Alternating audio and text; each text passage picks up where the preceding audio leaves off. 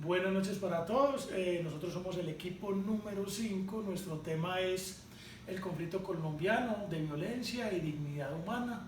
Los integrantes son María Julia Castañeda, Natalia Castillo Ramos, Diego Alejandro Grajales, María Isabel Vázquez Flores y este servidor Rafael Rúa, quien va a abrir esta exposición en esta noche, hablándoles de un pequeño contexto histórico del conflicto y la violencia que ha transcurrido por nuestro país. El conflicto en Colombia, una breve mirada a la historia, la utopía de la paz y la guerra para conseguir la paz. Como dice la profesora, nos venden día a día la idea de que la paz, pero es que este es un mundo que no ha tenido paz desde sus inicios, no sabemos cuántos años, al menos desde la era cristiana, desde la era que le ha antecedido. Siempre un gobierno ha invadido a otro, un imperio ha invadido a otro, y las maneras de instaurar, tanto de invadir como de instaurar esa ley o esa hegemonía ha sido por medio de la cárcel, la represión, la violencia, la violación de todo derecho del oponente. Entonces, también se habla de la guerra para conseguir la paz, tanto para invadir como para sostenerla. Colombia no ha sido la excepción en cuanto a eso. La guerra para conseguir la independencia pues fue una división entre centralistas y federalistas, gente que quería seguir fiel a la corona y gente que quería seguir que deseaba imponer unas nuevas leyes autóctonas y desprenderse del dominio de la corona española. Fue así como desde 1810 hasta 1819 se enfrascan en diferentes conspiraciones, pequeñas guerras y movimientos armados que desembocan pues en la declaración de independencia el 20 de julio y en la victoria total del ejército colombiano pues en el pantano de Vargas. Vemos que solamente 20 años después se habla de la Guerra de los Supremos, que es cuando el gobierno recién instaurado de Colombia da la orden de que todo convento con número inferior de 8 religiosos debe pasar a ser una escuela pública. Los monjes se rebelan, los religiosos se rebelan, y esta rebelión es aceptada y aprovechada por la gente detractora del gobierno de paso de José Ignacio Márquez, y se enfrascan en una nueva guerra que dura alrededor de 4 años hasta 1842. Seguido a eso pues la guerra de los 1000 días, que fue una guerra de guerrillas sino llevada pues entre el Partido Liberal y Conservador, nombres que fueron posteriores a centralismo y federalismo. Los liberales llegaban y por todas las regiones del Tolima, de Huila, Tolima, lo que hoy conocemos como el Viejo Caldas, llegaban los liberales, iban y mataban los conservadores, y como en ese pueblo solo quedaron liberales, llegaban los conservadores de otro pueblo y hacían otra masacre. Alrededor de 50.253 muertos hablan algunas cifras. Ya en 1948 la muerte de Jorge Eliezer Gaitán. Jorge Eliezer Gaitán pues no fue cualquier persona, fue profesor de la Universidad Distrital, alcalde de Bogotá, ocupó ministerios, y de la muerte de él se culpa la oligarquía colombiana, porque era una persona que quería traer nuevas ideas para el pueblo y llevar al pueblo y a una igualdad social, y fue asesinado el 9 de abril de 1948. Ya en 1958 llega el general Gustavo Rojas Pinilla. El general Gustavo Rojas Pinilla se hace al poder. Tuvimos gobierno de facto y gobierno militar también en Colombia, para que veamos que eso de la dictadura no es solamente de los vecinos, y se instaura en el poder. También se habla de alrededor de 50.000 muertos, también mucho muerto de parte de la oligarquía. Las masacres eran bastante frecuentes, más de lo que conocemos hoy. y terminamos con el Frente Nacional, pues que es un gobierno de coalición que se toma el poder en esta época porque el país fue una locura, el Senado dejó de legislar en el 49 hasta el 53, durante 3 o 4 años no tuvimos siquiera senados ni senadores.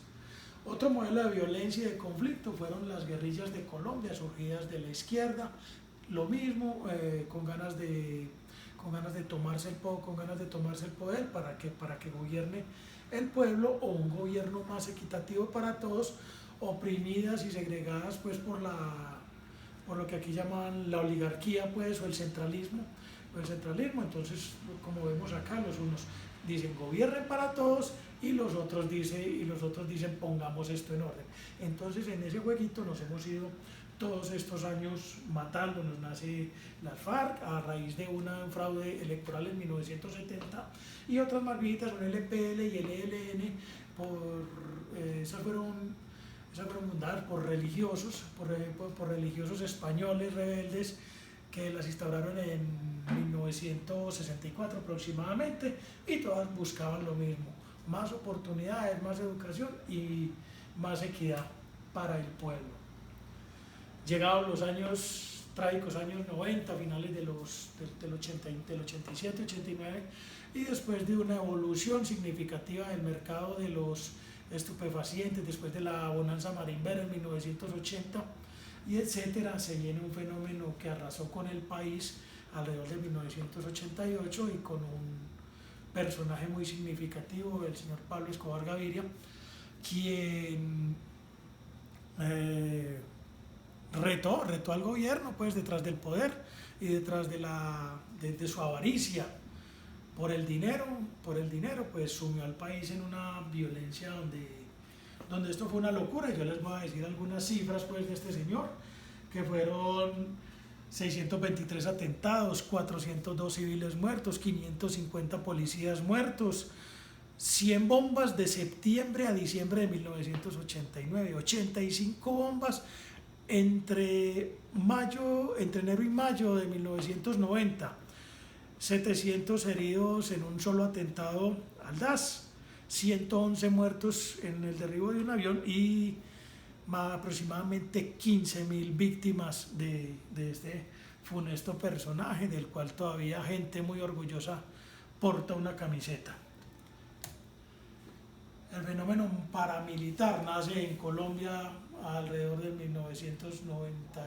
1993-94, donde la Asociación de Ganaderos de el Magdalena Medio se arma sin llamar más la atención y prestarle más caso a esto. Se arma para combatir las guerrillas antes mencionadas, cansadas también del secuestro, el secuestro extorsivo, el robo de ganado, la asolación y las masacres de las que también eran víctimas estos pueblos.